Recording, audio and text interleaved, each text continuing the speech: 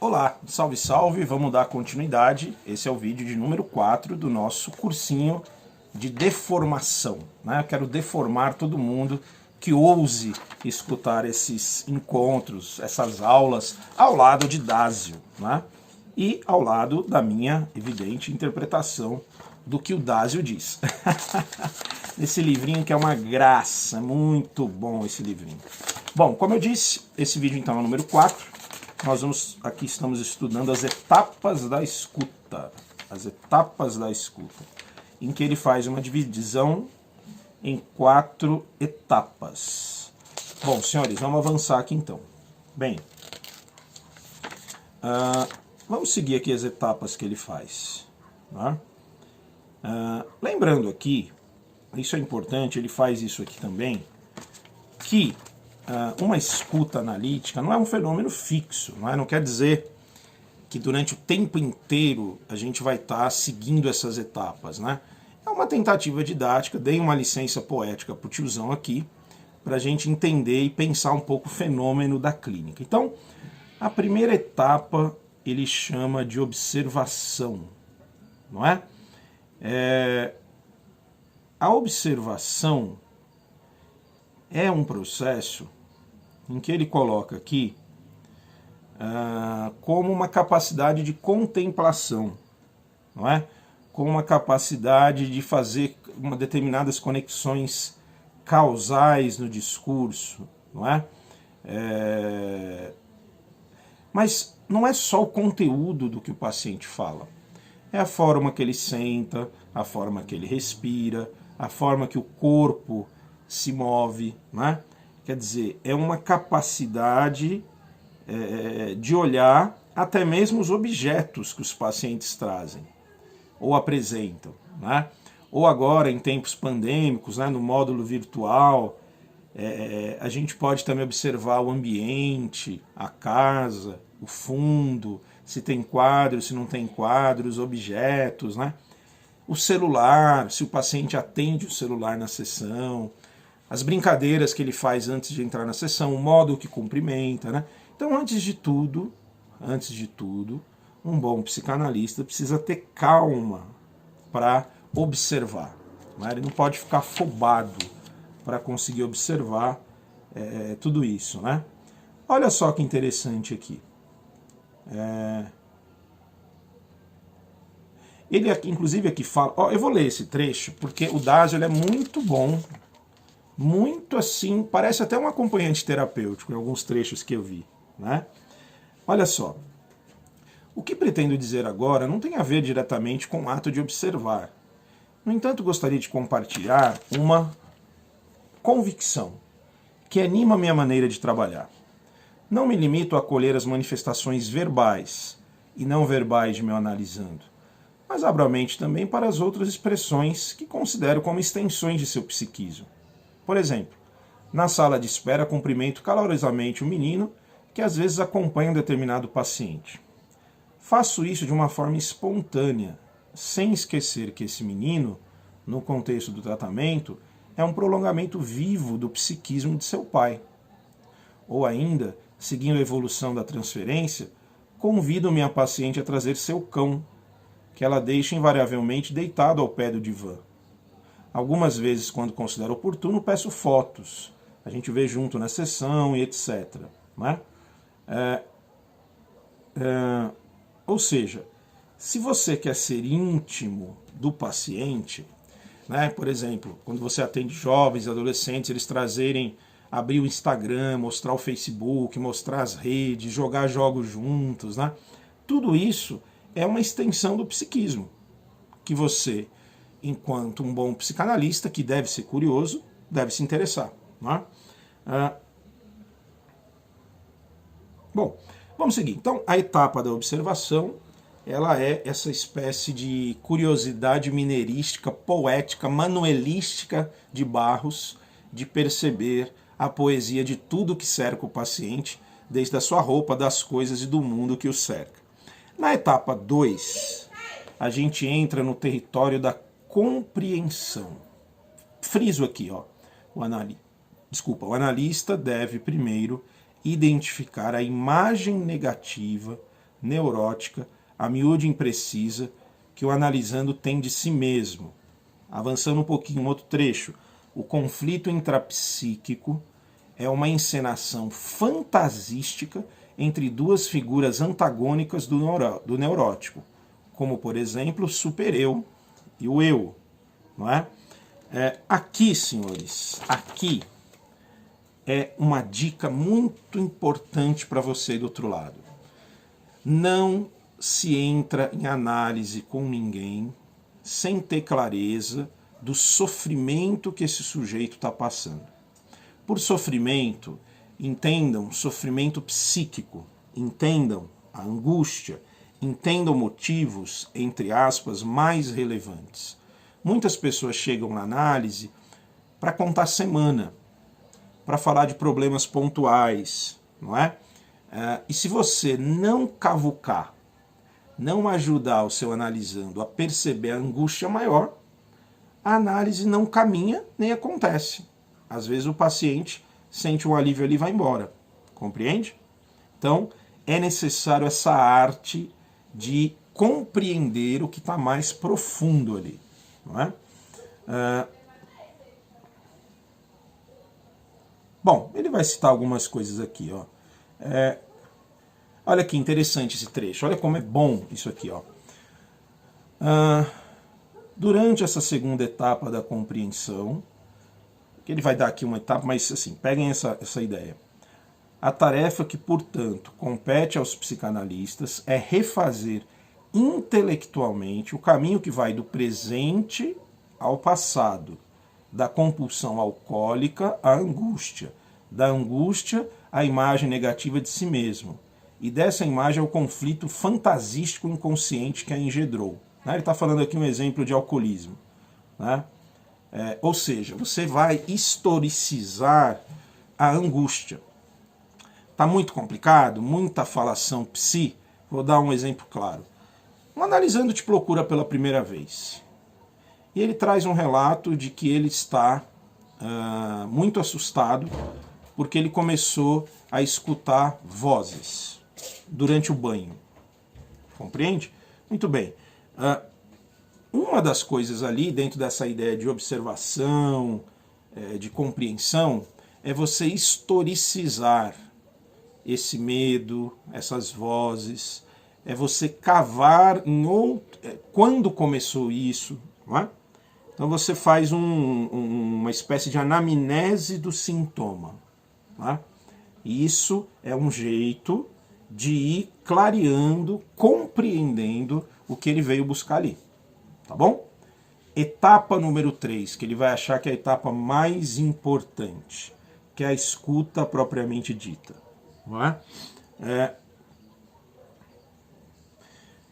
Olha só, ele vai colocar aqui de toda a dificuldade de alcançar essa fantasia patogênica, né? Isso é muito bom, não é um psicanalista inflado que diz saber tudo, né? E olha aqui esse trechinho, grifo. Não posso perceber o inconsciente do meu paciente com minha consciência, mas apenas com o meu inconsciente. Por isso devo suspender minha consciência, ainda que seja só por um instante, para que meu inconsciente perceptor possa agir. Tá? Ele vai falar da concentração, não é?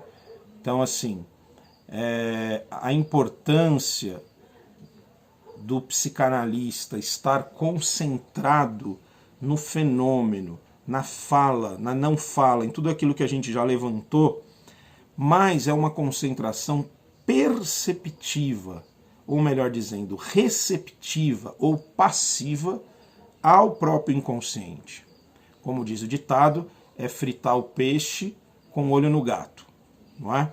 Então esse fenômeno, digamos assim, de uma concentração diferente da concentração que você tem que ter, por exemplo, para fazer um teste do Enem. Não é disso que se fala, não é? Vamos pegar aqui um outro trecho, olha só. O que é fundamental nessa etapa de escuta? Captar em si o inconsciente do outro. Estamos instalados num estado de escuta quando, tendo desabitado o nosso eu, esquecido o tempo e o espaço imediatos, entramos em nós mesmos para encontrar ali o que o outro fez brotar repentinamente em nós, uma cena fantasiada, carregada de emoção. Ele vai voltar no item da escuta. Também é importante esse trechinho, olha só. Mas o que é a escuta? Eu disse há pouco que era preciso distinguir o verbo ouvir do verbo escutar. Ouvir o outro é ir até o exterior, até o outro que está fora, enquanto escutar o outro é ir para dentro de si mesmo, é descer em nós mesmos, ao interior de nós mesmos, para encontrar ali a cena do inconsciente do outro. Esta é a distinção maior que percorre todo o nosso capítulo. Escutar não é fazer isso. Escutar é fazer isso. Ele faz uns traços aqui. Somente dentro de mim poderei encontrar o outro. Tá? Bom, maravilha. Né? Vamos seguindo aqui, ver o que mais que ele agrega. Né?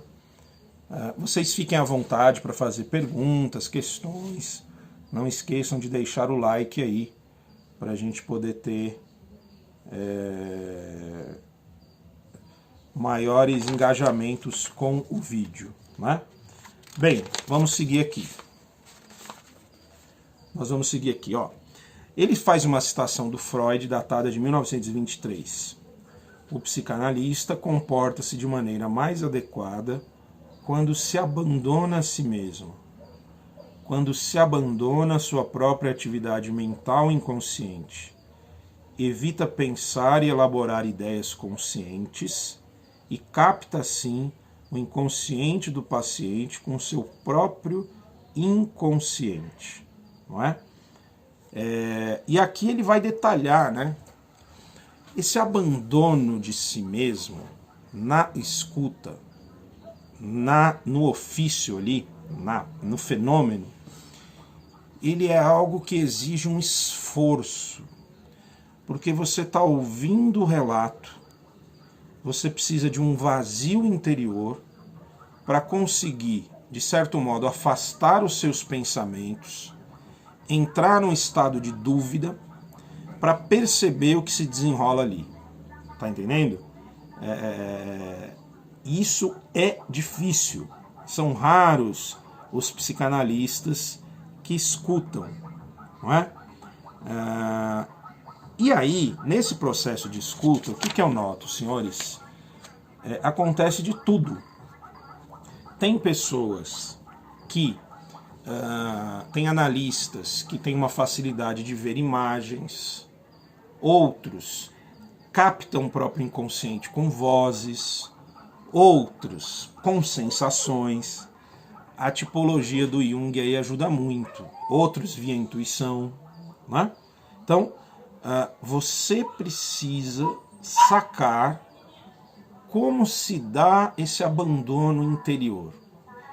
Por isso que eu sempre recomendo para quem quer estudar comigo, faça terapia psicanalítica, principalmente de divã.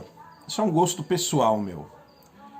Porque se o analista não sente essas coisas, não experimenta o que é isso, né, ele vai reproduzir uma terapia de ego, muito racional. Compreende? Então, quando eu leio esse trecho, quando eu tento comunicar isso para vocês, nesse exercício do impossível, que é transmitir saber, eu tenho a minha experiência de divã. Senão eu não teria condição de falar isso. Eu estaria sendo aqui fakezão, racionalzão do rolê. Né? Olha aqui, por falar de ficção, ou pensar nela, olha o que ele diz aqui. Uma observação antes de continuar. O ser de ficção que aparece na cena fantasística que percebo não tem uma silhueta definida, não tem sequer espessura. Não vejo uma figura. Vejo intensidades, movimentos que me fazem sentir a presença invisível dos personagens e ação. As figuras não estão representadas, elas estão apenas sugeridas, como o Alien do filme de Ridley Scott. Né? Ou seja, o que sustenta o nosso sofrimento, por mais real que ele pareça, é a ficção patogênica. No fundo, são as nossas fantasias, né? Uma fantasia clássica que pode estar te comendo aí no mau sentido é a fantasia de não ter nada interessante para o outro, né? É a fantasia de ser alguém desprezível, é a fantasia de que você é horroroso, né? Fantasia dita aqui pensando, mas você pode estar vivendo isso na pele como real, como uma realidade, compreende? Como que essa realidade se estruturou aí na sua cabecinha, nos seus afetos, no seu corpo, é sobre isso que a gente está falando, não é? Bom, senhores, ele avança mais um pouco aqui, né? E aí ele faz um contraponto, né? Muito bom, que é assim, bom, Milson, mas espera lá. Como que nesse processo de escuta do próprio inconsciente instrumental, eu posso ter certeza de que estou captando o inconsciente do outro e não o meu? Muito boa questão. Ele vai dar algumas dicas aqui que eu achei primorosas, olha só. Primeiro indicador, portanto, a surpresa. Geralmente, quando você captura o inconsciente do analisando, há um estalo de surpresa dentro de você. Em seguida, o analista pode dizer que se encontra em estado de escuta e considerar que a fantasia percebida não é sua, mas do paciente, se ao captá-la, ele tem a sensação de viver uma leve despersonalização provocada pela dissociação inerente a uma escuta tão intensa. Sabe o que é isso? Você se sente um outro em você mesmo, tá? Segundo indicador, a sensação de despersonalização, né? Geralmente, quando ele comunica isso, o paciente reage com silêncio. Um silêncio com emoção. E geralmente se segue na fala do paciente a seguinte exclamação: é verdade, eu nunca tinha pensado nisso. É isso, exatamente isso. Né? Terceiro indicador, o silêncio de concordância do paciente em resposta à intervenção. Resumindo, a surpresa, a sensação da despersonalização e a concordância do paciente com a nossa interpretação são as referências mínimas. As referências indiscutíveis que atestam que o analista não trabalha com seu eu, mas com seu inconsciente instrumental. E que aquilo que germina em seu interior não é seu, mas do outro. Não é? É claro que esses três indicadores são ainda mais seguros quando se repetem ao longo do tratamento em diferentes ocasiões. Nós vamos parar por aqui. Paramos na etapa 4, que vai ser o próximo vídeo, a identificação do psicanalista com a criança fantasística. Que nomes! Eu estou fazendo um esforço aqui para tornar esses assuntos acessíveis ao grande público. Preciso do feedback de vocês, dizendo se tá legal, não tá, se estão entendendo, não estão entendendo, né? Para a gente poder melhorar aqui a nossa comunicação no canal, né? Só um detalhe aqui para a gente finalizar.